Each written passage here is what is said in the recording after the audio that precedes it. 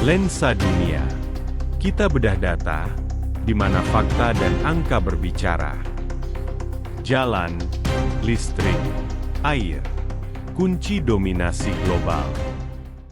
Infrastruktur adalah tulang punggung peradaban modern dan kekuatan ekonomi sebuah bangsa. Tapi bagaimana dua negara adidaya, China dan Amerika Serikat, membangunnya dengan cara yang berlawanan?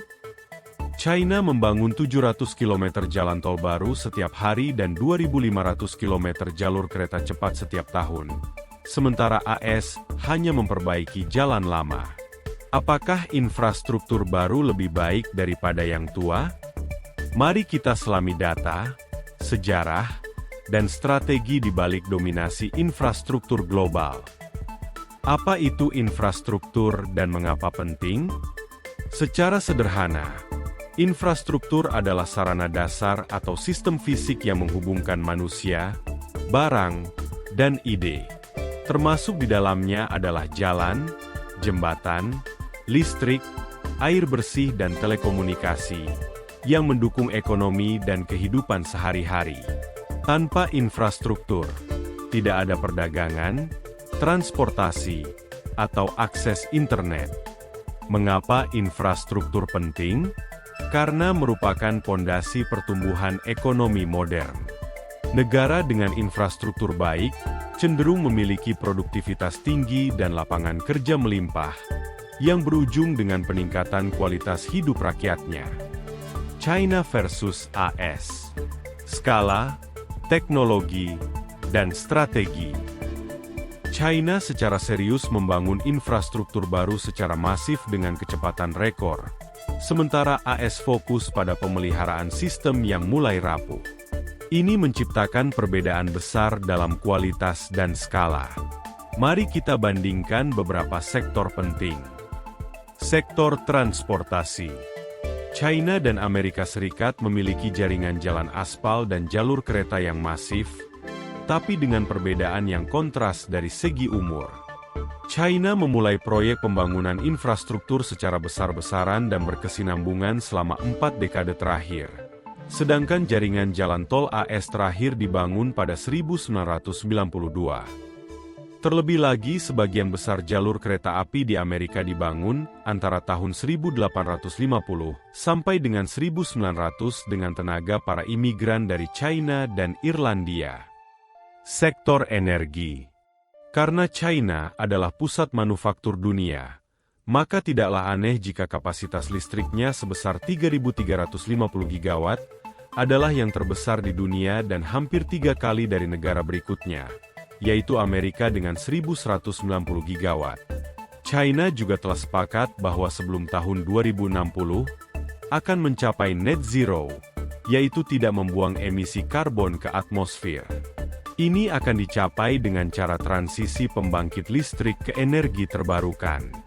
Laporan dari emberenergy.org menunjukkan bahwa 38% konsumsi listrik selama 2024 di China merupakan green energy, lebih tinggi dari 28% di Amerika Serikat.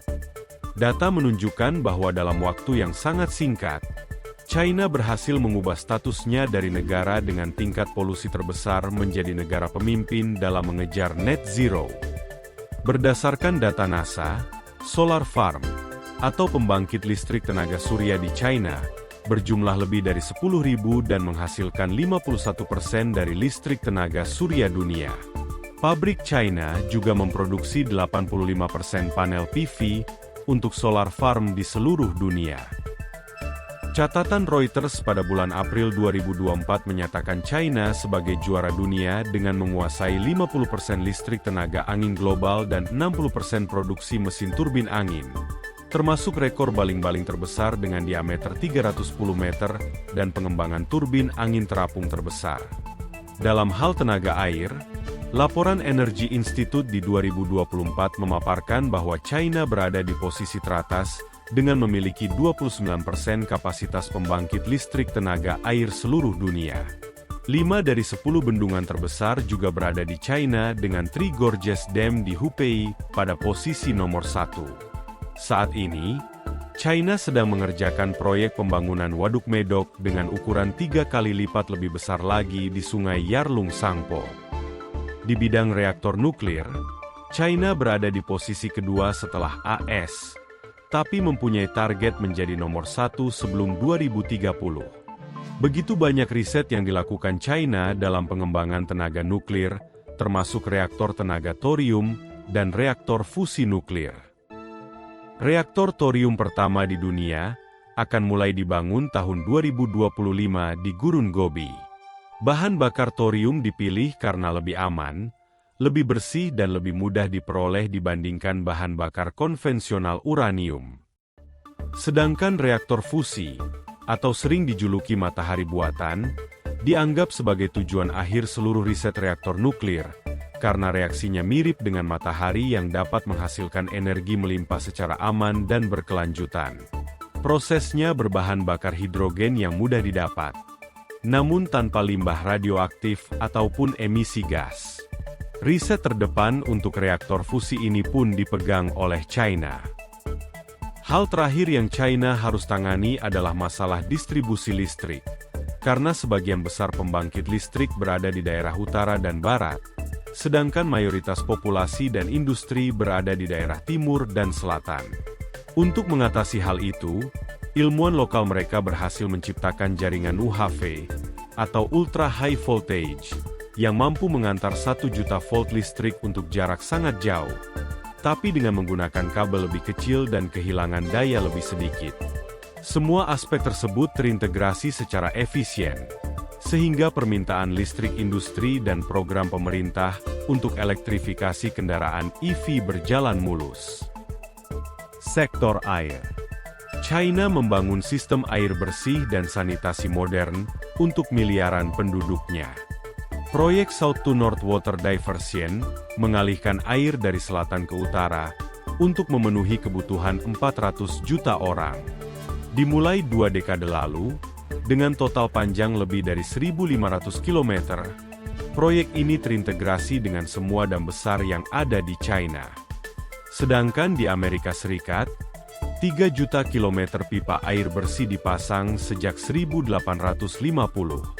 Oleh karena itu, terdapat banyak pipa yang mengandung timbal dan dapat menyebabkan keracunan pada manusia. Walaupun pada 1986, Kongres AS telah melarang penggunaan pipa timbal, tapi EPA, atau Lembaga Lingkungan Hidup, memperkirakan ada 10 juta rumah yang masih menggunakan pipa timbal.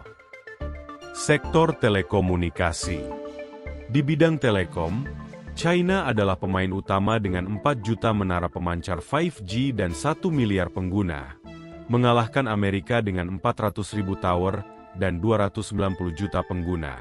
Secara global, 40% paten dan teknologi 5G berasal dari perusahaan China, yaitu Huawei, ZTE, Oppo, Xiaomi dan Vivo, dibandingkan 20% dari AS dengan Qualcomm, Apple dan Intel. China juga memimpin dalam hal adopsi teknologi 5G untuk diterapkan di sektor lain seperti robotik, EV otomatis, drone otomatis, dan pelabuhan kargo otomatis. Dampak sistem politik dan masa depan.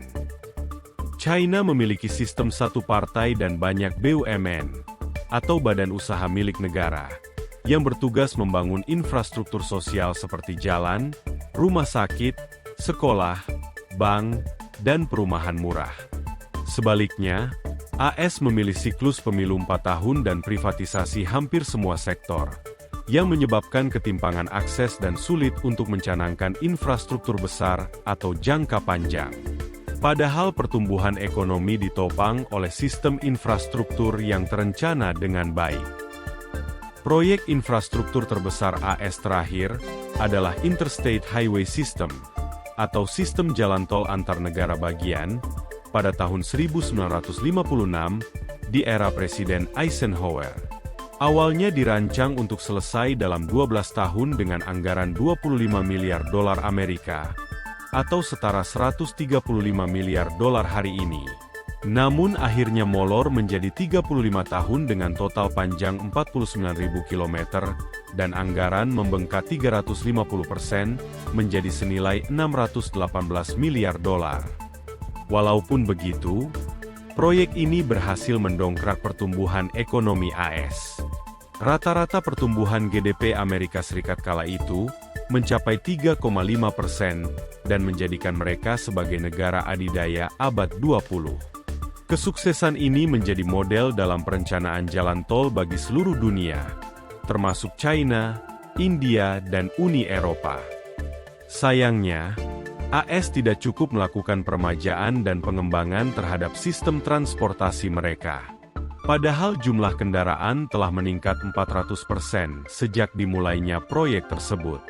Ini menyebabkan banyaknya jalan dan jembatan tua yang sudah tidak layak digunakan, karena tidak lagi memenuhi standar keamanan.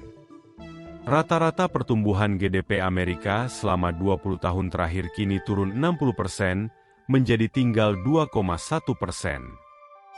Di lain pihak, pemerintah China baru memulai perencanaan jangka panjang untuk proyek infrastruktur jalan tolnya di akhir tahun 80-an dan masih berlangsung hingga hari ini, baik dalam hal pembangunan jalan, rel kereta, jembatan, dan terowongan, maupun perawatan dan peremajaannya. Digabung dengan pembangunan infrastruktur untuk distribusi listrik dan air bersih, China berhasil membawa keluar 800 juta rakyatnya dari kemiskinan. Dengan fokus di sektor infrastruktur, China dapat dengan stabil membukukan rata-rata pertumbuhan GDP di atas 8%, dan ini tercermin dengan meningkatnya standar hidup dan kesejahteraan masyarakat. Kesimpulannya, China membuktikan bahwa skala dan konsistensi bisa mengubah negara menjadi raksasa infrastruktur. Tapi Amerika punya pelajaran berharga. Membangun itu penting, merawatnya lebih kritis. Bagi Indonesia, kolaborasi dengan kedua raksasa ini bisa jadi kunci untuk membangun jalan tol, kereta cepat, dan smart city tanpa mengulang kesalahan mereka. Menurut Anda, apakah model China atau Amerika yang lebih cocok untuk Indonesia? Silahkan tulis di komen, atau request topik, share, like dan subscribe.